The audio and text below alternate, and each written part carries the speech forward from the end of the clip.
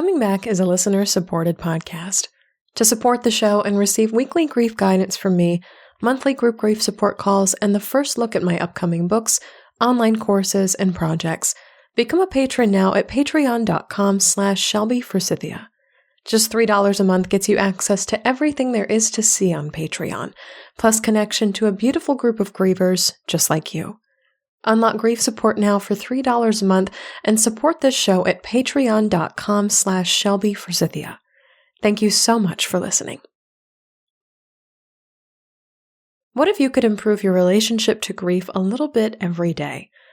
If you're looking for comforting words and practical exercises condensed into one small paragraph each day, check out my new book, Your Grief, Your Way. It's a non-religious daily devotional that helps you get in touch with your heart and your grief for a full 366 days.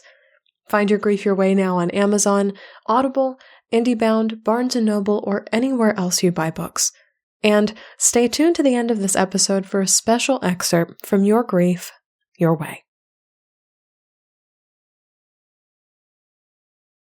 Hi there, grief growers, and welcome to the Season 10 finale of Coming Back. This has been an adventure in learning, at least for me, I don't know about you, learning, remembering, embodying that the way that our grief expresses, the things that we feel, the things that we try to push away, the lives that we don't even want to be living that have been forced upon us, it's all normal.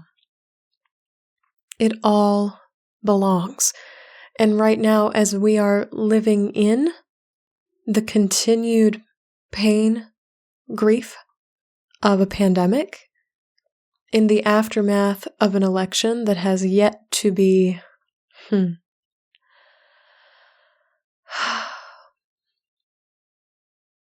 peacefully transferred,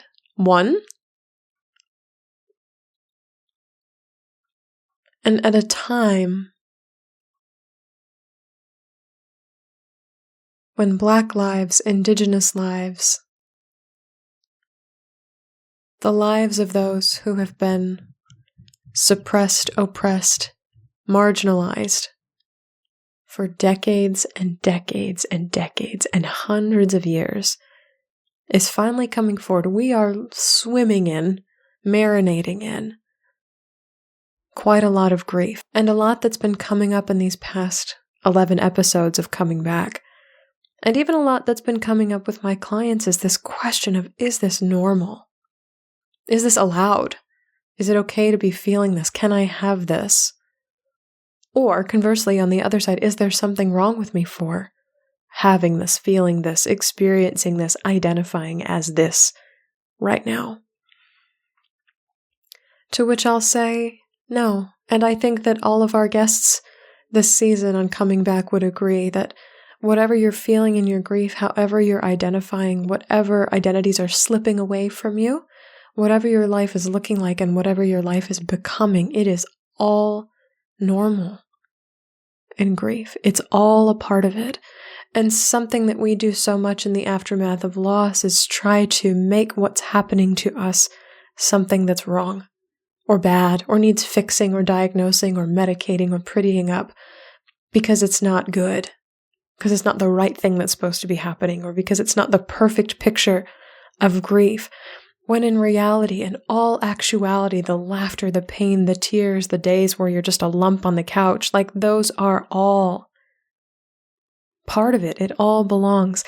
I was working with somebody in a workshop a few weeks ago, and we got started talking on the topic of friendship, and they said something along the lines of how their grief is forcing them to move from one circle of friends into a new circle of friends because this old circle of friends has poor boundaries and they're traumatizing and they are a source of grief, an additional source of grief. And they find themselves in this, rope bridge swinging across two cliffs of I'm between one thing and the next thing. I am between one friend group and the friend group I'm entering into next. I have not got my feet solidly planted in either place, and there's such an overwhelming feeling of not belonging. When that happens, there's this sense of I no longer belong to the group, the community, the sense of emotion, the security, the life and worldview that I used to hold. I no longer belong there. And simultaneously, I am still exploring the kind of belonging, the life view, the safety, the security, the emotions, the feelings, the friend group that I am entering into next. Yeah. I spoke on the last season 9 finale of Coming Back, about how grief is a state of transition. We are all on this swinging bridge of grief. And I kind of wanted to build on that with this one and let you know that it has all belonged the whole time. Even when you are feeling outcast, even when you feel as if you are the only one on the swinging bridge, it's as if you're crossing from one circle into another, but the space between circles is not a void, it's not a gap, it's not a black hole, it is the crossing over of a Venn diagram. As you make your way to the margins of one group that no longer applies, you are already entering the margins of another group where you do belong, where you are supposed to be.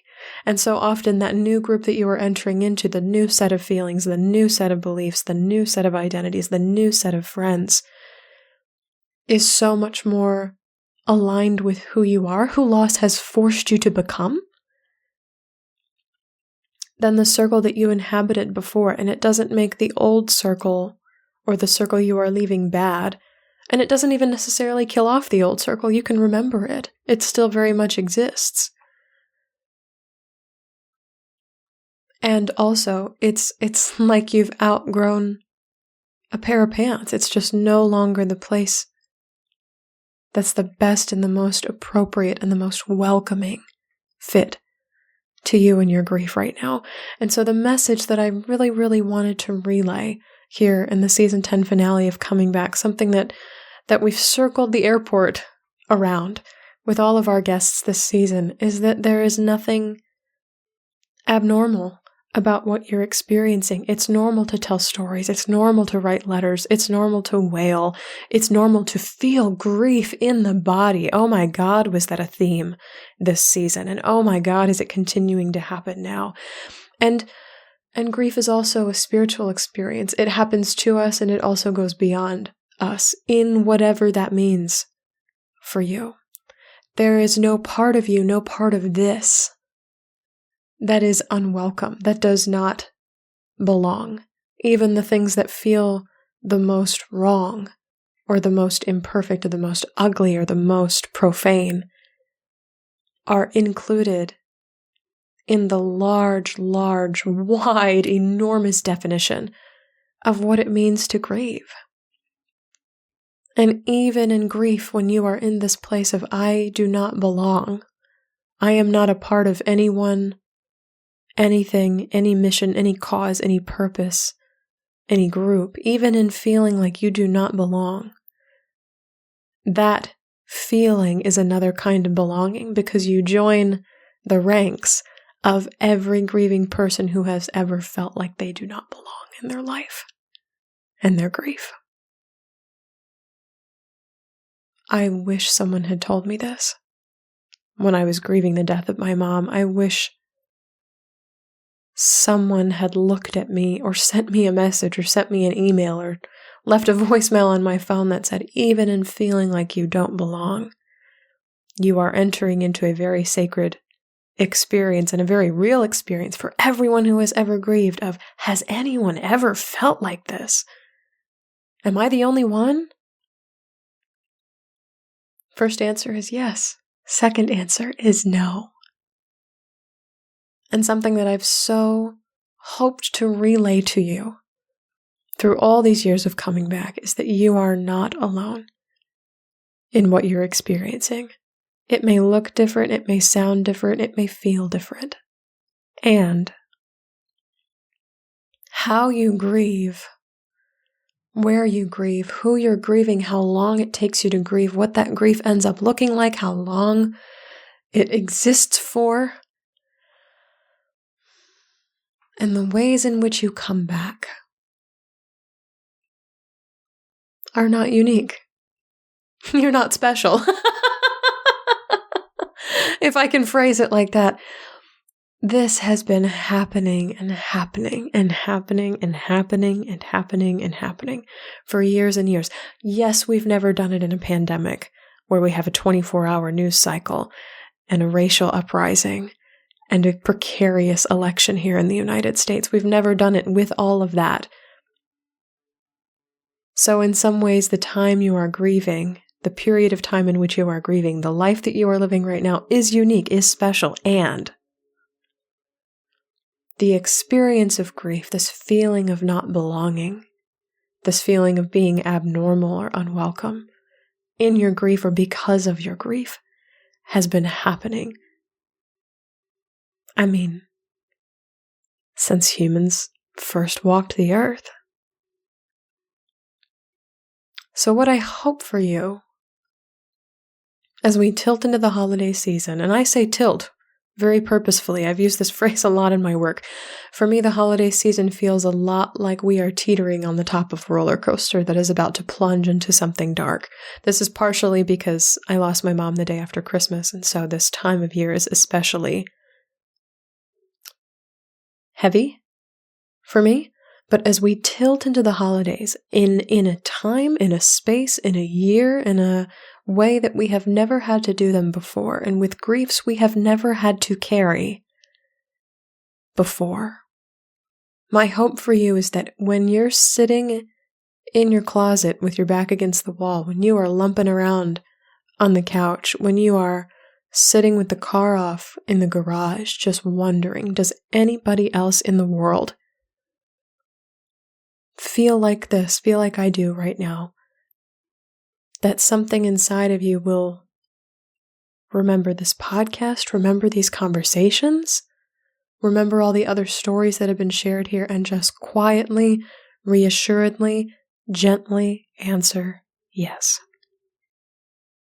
Not with logic, not with, well, duh, of course other people have similar stories to you and you're not the only one who's feeling a thing, but with a very, very soft and loving and empathetic and warm, yeah.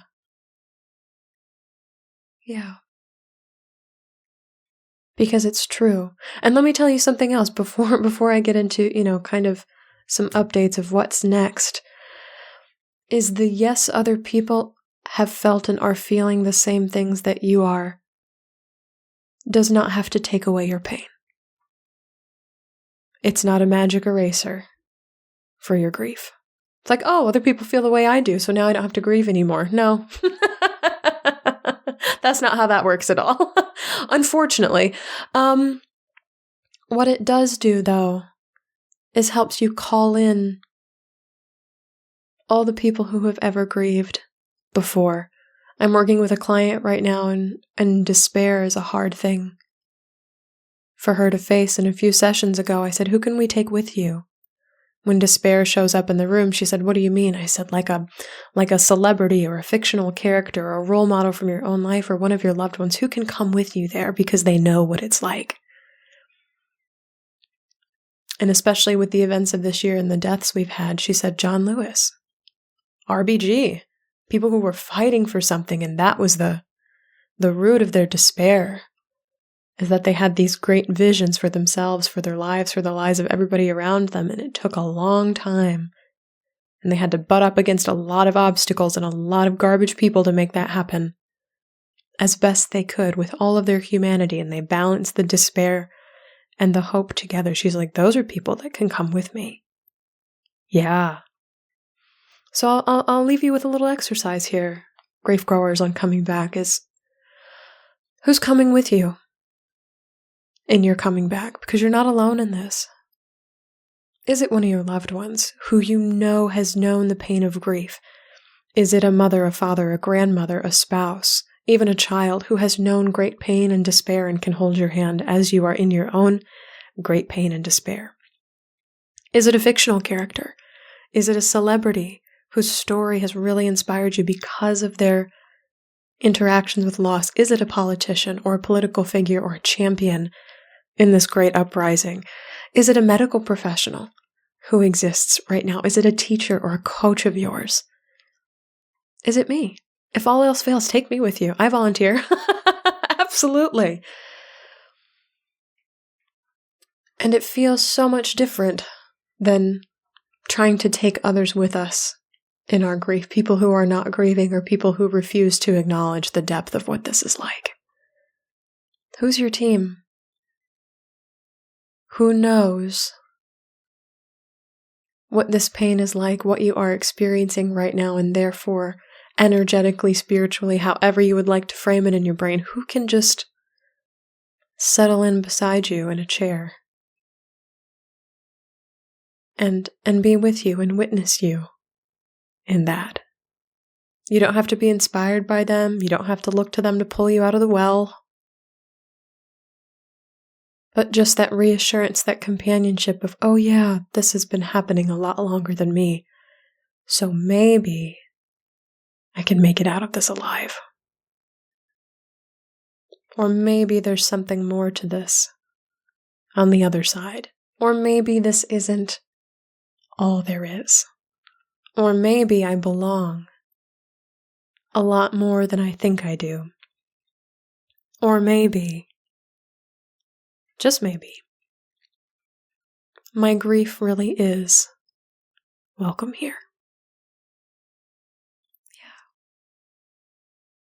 Yeah. I am sending you, God,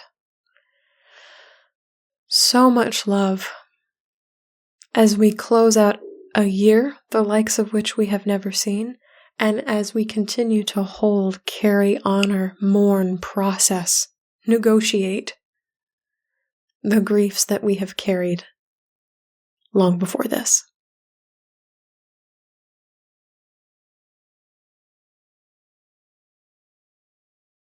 So before I leave you here with this Season 10 finale, Grief Growers, I have a few announcements to make about what's coming up next. So first things first, if you would like to take a workshop before the end of the year, or if you'd like to get a little bit of grief guidance before we get into the holiday season, I'm leading a couple of workshops. There are a few beginning of December through mid-December, releasing the pain of guilt, finding acceptance after loss, navigating the holiday season, especially right now. And then I'm leading two separate workshops, one in the evening and one in the morning here, Pacific time, called Grieve and Release 2020, because we have lost so much this year. And I don't know about you, but my view of grief, my lens finder, viewfinder experience of grief has expanded.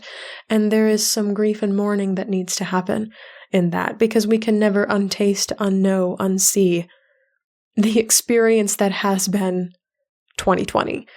And so I'm creating two really loving and similar spaces to release that. So whichever one you'd like to make, you can certainly attend there.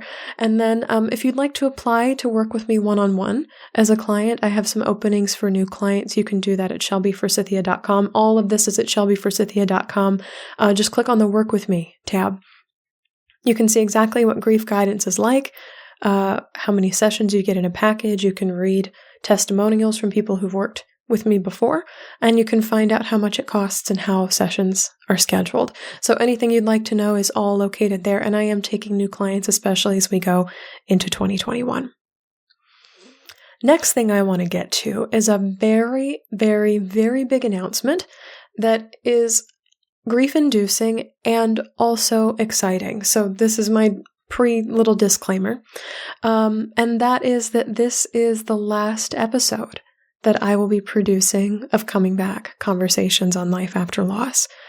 The time has come with my work in the world, the direction it's asking me to go, and how my grief wants to be made, to conclude the project, the 3.5-year-long relationship that has been my devotion to coming back and to interviews and to conversing with all of you, and just lovingly and gracefully and as full of surrender as possible, surrender fully, I don't think that's a word, but we're going to make it one, as possible, allow this to conclude, allow coming back to come to an end.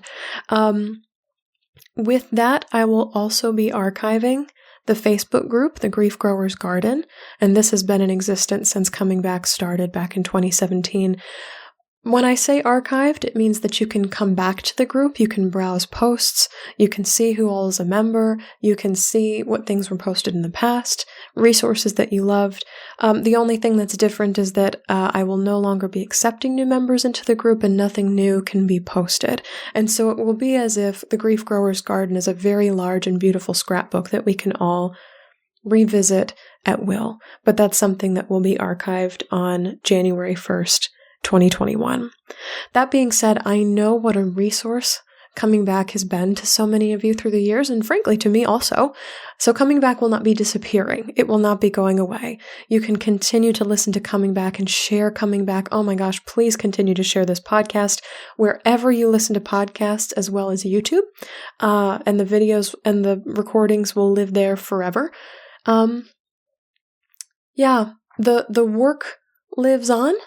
The relationship lovingly ends. That's kind of where I am intuitively with Coming Back. And this has been a decision that's been a long time in the making. Probably about 6 months to a year or so now, I had this feeling, I had this knowledge, this wisdom that this would be the conclusion of Coming Back. Deep breath in and out. That being said, the things that I am being called to make next are also podcasts. And I'm saying, yes, podcasts, plural. Because the things that are coming your way in 2021, Grief Growers, and you can subscribe to these now, wherever you listen to podcasts, are 2 new shows. The first called Grieve Better. The second, Grief Book Review. So the first podcast, Grieve Better, is going to be really free-form, me presenting ideas, reframings, journaling prompts, exercises, new thoughts and ways of seeing grief based on the one-on-one interactions I have with my clients, based on workshops that I lead, based on the things that I'm reading and seeing and watching in the grief space, and based on the stories that I share in my own life. So this is very much going to be a podcast for if you're grieving but you want to learn how to grieve better, if you want to shed society's expectations and find new ways of living with lifelong grief, which we all will live with lifelong grief, this is a podcast that can help walk you towards that vision for yourself. The second podcast that's coming your way, called Grief Book Review, is exactly what it sounds like. I'll be reviewing my favorite books on grief in 10 minutes or less. These will be grief books you've heard of before, but also ones you may have never heard of before, because as of this point in time, the grief space is overwhelmingly white, straight, and female, and I want to do as much work as I can as somebody with a grief platform in the world to elevate authors, voices, stories, and even losses that are underrepresented and marginalized in the book publishing space. So I'll be bringing you reviews from my favorite grief books. Some you may have seen on store shelves, some you may see in top 10 lists, but others may be absolutely new to you. And I'll be covering common losses and popular losses like loss of a spouse, loss of a child, loss of a parent, but also ones that are lesser known. Miscarriage, stillbirth, suicide, pet loss, job loss, loss of identity, loss of culture, loss of a dream. Yeah. And so all of this will all come into play on Grief Book Review. And essentially what I'm going to do with that one is try and release episodes as often as I am finishing books. So you can read along with me if you like and submit books to review as a part of that show too. And you can find my contact form to do that at shelbyforsythia.com. Again, all of this is happening at shelbyforsythia.com. You can go ahead and subscribe to and listen to the first episodes, the trailers for these 2 new podcasts. You can subscribe to them, so once they start dropping, you can get them right away.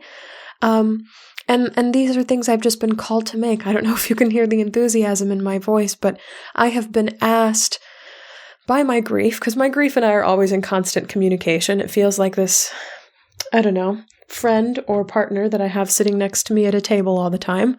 And it's just asking me to be a little bit more nimble, a little bit more quick, and a lot more freeform with what I produce for you. So no longer a weekly schedule or a monthly schedule or bi-weekly schedule, but as the wisdom is coming, as the tools are coming, as the metaphors, the visuals, the exercises, the journaling prompts, the book reviews are coming, they will be shared with you. This means there will be seasons where I post a lot and seasons where I don't. And it also will mean that a little more humanity of mine gets to enter the picture. other big announcement is that I have another book on the way. I'm not going to reveal the title yet or the contents. The people who will hear about it first will be my Patreon supporters. So if you'd like to support that, patreon.com/ShelbyForsythia. I would love to have you in that community. But the thing that I am working on as I take about a month and a half off now to honor, grieve, release, mourn the loss of my mom, is also what's coming next. And I know that my work in the world is to write and to speak about grief. And so as much as I can, I'm going to keep funneling down and refining and polishing that vision for myself and building what that life looks like so I am much more easily able to bring this work to you. Because it is so freaking important, y'all. I wake up thinking about grief and I go to sleep thinking about grief. And all of the different ways that we can incorporate it into our lives and integrate it into the pictures of who we are and welcome it as a society. I am not stopping. I am not done. So I hope with this ending, as we are exiting one circle, you will come with me to the next one. Grieve Better and Grief Book Review, wherever you listen to podcasts, as well as staying tuned for the next book. Workshops are here. Working with me one-on-one is here. You can always do these things with me, ShelbyForsythia.com. And I am so delighted, honored, excited, thrilled, wowed, and humbled, as always, to be sharing space with you.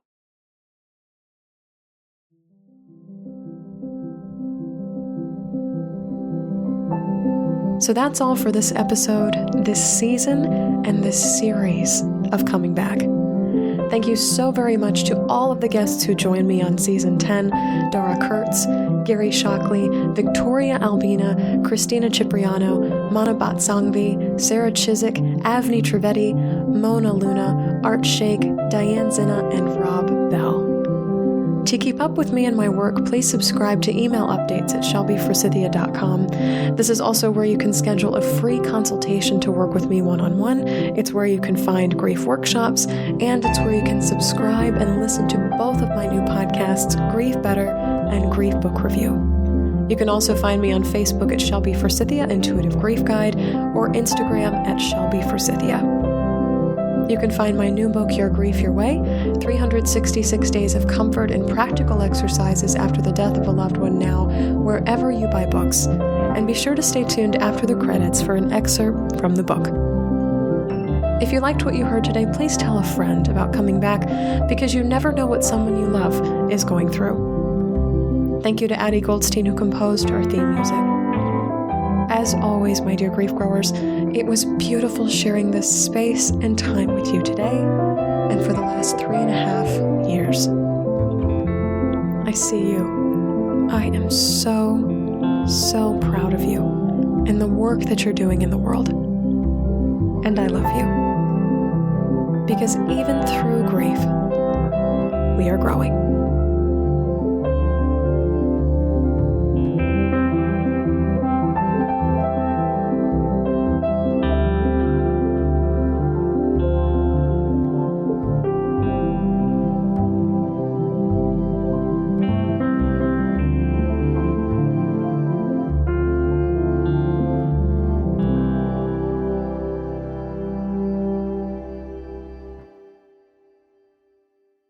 Thanks for tuning in to this week's episode of Coming Back.